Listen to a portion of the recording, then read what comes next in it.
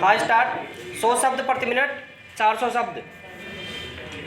Start. Speaker महोदय, जैसा कि सदन जानता है, राष्ट्रपति के अभिभाषण पर यह बहस एक नई चीज है और इस बारे में हमारे मार्गदर्शन के लिए हमारे पास कोई परंपरा नहीं है।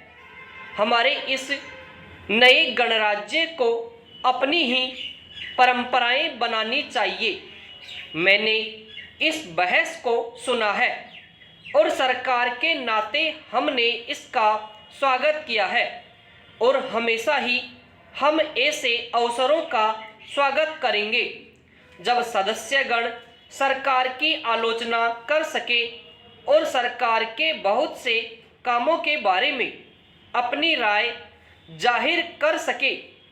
लेकिन मैंने यह देखा है कि बहस के दौरान बहुत से मामले उठाए गए और वास्तव में कुछ सीमा तक यह विचार विमर्श वैसा ही हो गया जैसा कि आमतौर के बजट अधिवेशन में हुआ करता है।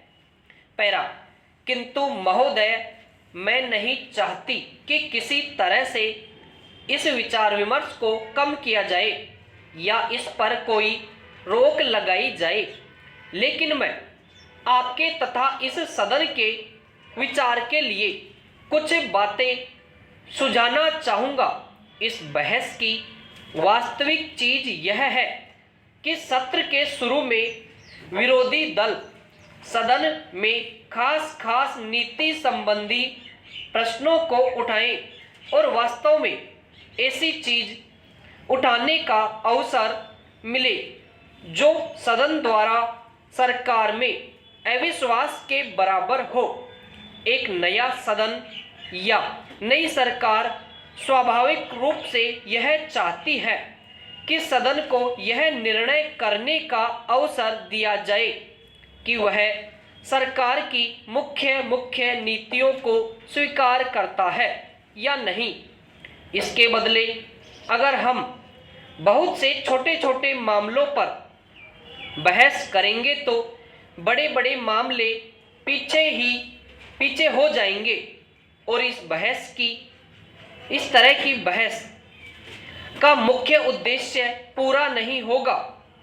इस सदन में वास्तव में यह कठिनाई है कि विरोधी दल बहुत छोटा है और इसलिए यह उचित ही है कि उसे थोड़ी छूट दी जाए। पैरा। 1-2 छोटे मामले और भी हैं जिनके बारे में मैं शुरू में ही कुछ कहना चाहता हूँ। इस सदन के 1-2 माननीय सदस्यों ने यह शिकायत की कि सदन में महिलाएं काफ़ी संख्या में चुनकर नहीं आई है। यद्यपि यह बात सरकारी नीति से संबंध नहीं रखती, लेकिन मैं इस शिकायत से पूरी तरह अपनी सहमति प्रकट करना चाहूँगा और मेरा यह पक्का विश्वास है कि इस देश में स्त्रियों को उचित स्थान नहीं मिला है और आगे भविष्य में इस देश और इस सदन के लिए यह बहुत गंभीर परिणामों का विषय होगा। समाप्त।